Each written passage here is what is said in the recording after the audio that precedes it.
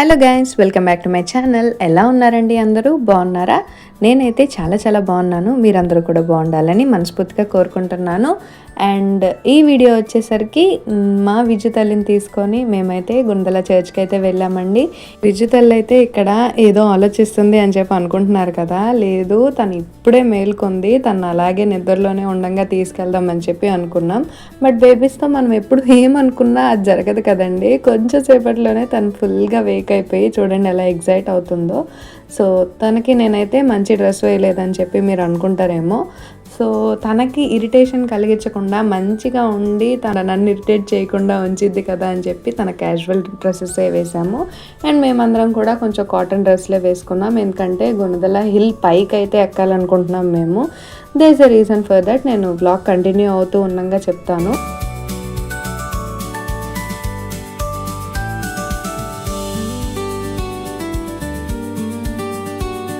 And చూసారు కదా, first నా దగ్గరే ఉందండి, తర్వాత ఎప్పుడు మాయమైపోయిందో, ఎప్పుడు మస్కా కొట్టించారో మా చెల్లెళ్ళు తెలియదు, కానీ సైలెంట్గా వాళ్ళ తాతయ్య వాళ్ళ కార్లోకి అయితే తీసుకెళ్ళిపోయారు. మేమందరం అరౌండ్ 1 o'clock ఆ టైంకి బయలుదేరామండి ఇంటి దగ్గర నుండి. చాలా లేట్ అయిపోయింది. మేము బయలుదేరి వెళ్ళేసరికి ఫుడ్ అది ప్రిపేర్ చేసుకొని వెళ్దాం, అక్కడ తిందాం అనేది ప్లాన్ అనమాట. సో ఫుడ్ లేట్ అయ్యేసరికి మేము కూడా లేట్ అయిపోయాం. ఇంకా పాపని మంచిగా మార్నింగ్ బ్రేక్ఫాస్ట్ పెట్టేసి ఆఫ్టర్నూన్ కూడా ఏదో కొంచెం తినిపించేసిన తర్వాత నేను పడుకోబెట్టి లేచిన తర్వాత ఇంకా జర్నీ అయితే స్టార్ట్ చేసామన్నమాట. ఇక్కడ చూడండి మా విద్యు తల్లి ఎంత బాగా డ్రైవ్ చేస్తుందో.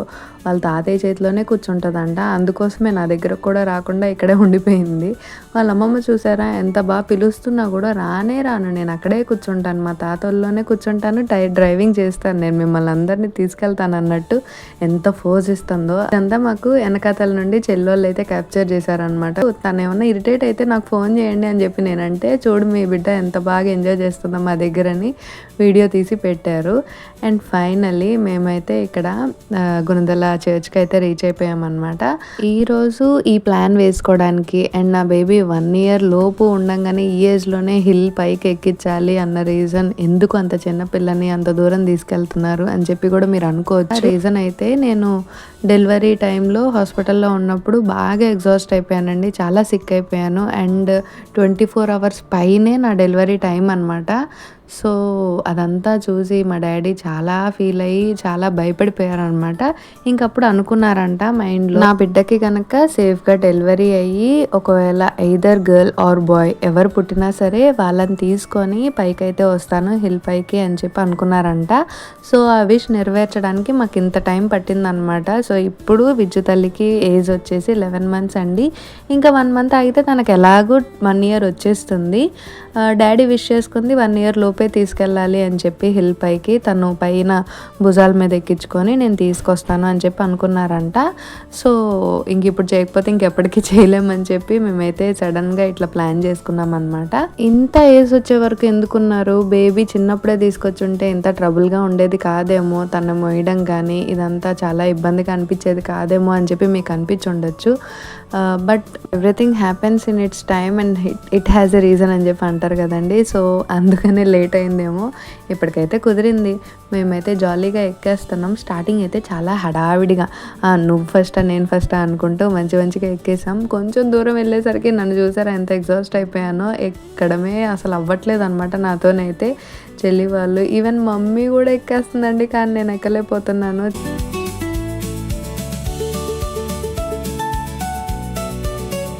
సో ఇంకా కొంచెం దూరం ఎక్కిన తర్వాత ఇంకెలా అవ్వదు, ఇంకేమన్నా కడుపులో పడితే కానీ మైండ్ పనిచేయదు అని చెప్పి ఒక చోట ఆగి మంచిగా ఫుడ్ అయితే తెచ్చుకున్నది, ప్లేట్స్లో సర్వ్ చేసుకుంటున్నాం అనమాట. ఇంటి దగ్గర అమ్మ అయితే మంచిగా బిర్యానీ అయితే చేసేసింది. అండ్ కీరా క్యారెట్ సలాడ్, ఎగ్స్ అండ్ పప్పు అండ్ వైట్ రైస్ కూడా పెట్టుకున్నాం. ఎవరికైతే తినాలనిపిస్తే అది తిందామని చెప్పి. బేబీకి కూడా సపరేట్గా నేనైతే ఫుడ్ అయితే క్యారీ చేశాను. అప్పుడు తను ఆల్రెడీ తినేసే స్టార్ట్ అయ్యాం కాబట్టి ఇంకా అక్కడ ఏం తినలేదు, మాతో పాటు ఏదో కొంచెం అలా ఆడుకుంది, బట్ ఏం తినలేదు. కొంచెం దూరం అయిన తర్వాత ఇంకా తను బాగా ఎగ్జాస్ట్ అయిపోయింది, ఇంకా తను డిహైడ్రేట్ అవుతున్నట్టు అనిపిస్తూ ఉంటే నేను ఇంకా ఫీడ్ చేస్తూ మధ్యలో కూడా కొంచెం తినిపిస్తూ అట్లా తీసుకెళ్ళాను అనమాట. ఇక్కడైతే ముందు మేము కానిచ్చేస్తున్నాం.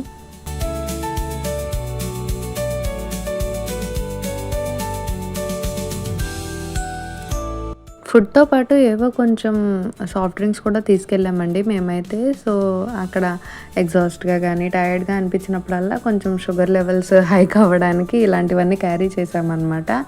ఎక్కేది హిల్ అసలే కొంచెం ఓపిక లేకపోతే అసలే ఎక్కలేమని చెప్పి ఇలాంటివన్నీ క్యారీ చేయడం జరిగిందనమాట. మా హడావిడి మాదైతే నా బిడ్డ హడావిడి నా బిడ్డదనమాట. చూసారా? ఏదో చేసేయాలి, ఏదో తినేయాలని చెప్పి ఏదేదో ట్రై చేసిద్ది. ఏది తినలేదు. లాస్ట్‌కి ఇలా అన్నీ ఇసిరేస్తుందనమాట. అవన్నీ మనం ఇంక తర్వాత చక్కబెట్టుకోవాలి. ఇక్కడ మేము ఇంకొంచెం సేపట్లో హిల్ అయితే కంప్లీట్ చేసేస్తాం ఎక్కడం. ఇంకా ఆ టైంలో అయితే కొద్దిసేపు రెస్ట్ తీసుకుందాం అని చెప్పి మళ్ళీ కూర్చున్నామనమాట. ఒక 3, 4 ప్లేసెస్‌లో అయితే ఆగుతూనే ఎక్కామండి. మేమైతే సింగిల్ రన్‌లో అయితే అస్సలు ఎక్కలేకపోయాము. నేను చిన్నప్పుడు 10థ్ క్లాస్ అనుకుంటా లాస్ట్‌గా వచ్చింది. ఇంక అంతే 10థ్ ఆర్ ఇంటర్ అనుకుంటా.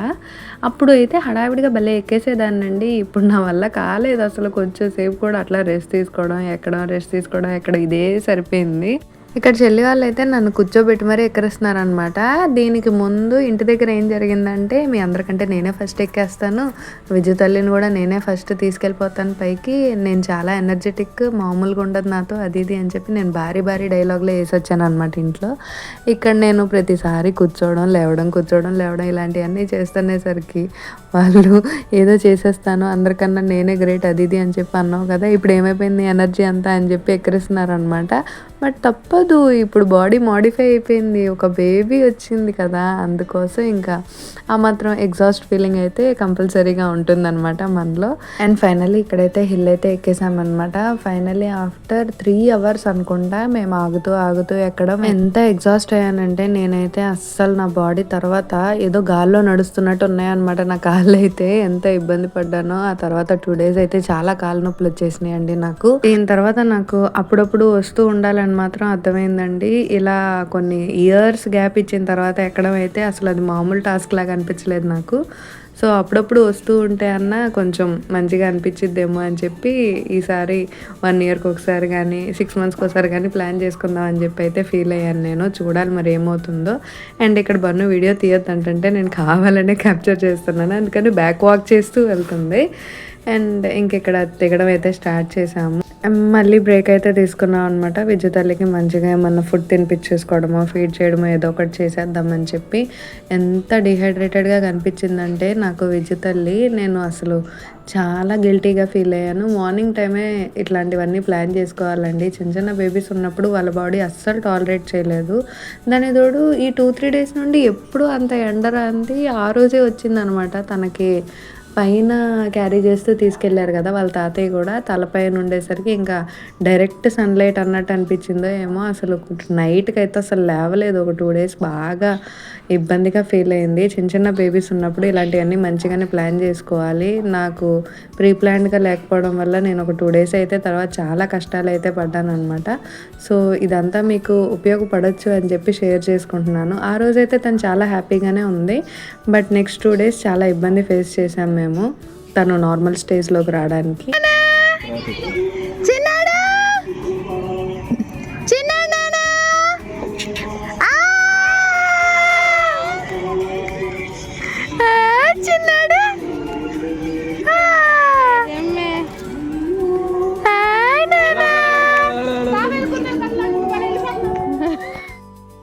అండ్ ఇక్కడ పోటాపోటీగా దిగుతున్నాం అనమాట. ఎక్కడం ఎలాగో పోటీగా చేయలేకపోయాం కాబట్టి దిగడం అన్నా ఎవరు ఫస్ట్ దిగుతారని చెప్పి క్యాప్చర్ చేసుకుందాం అని చెప్పి ట్రై చేసాం.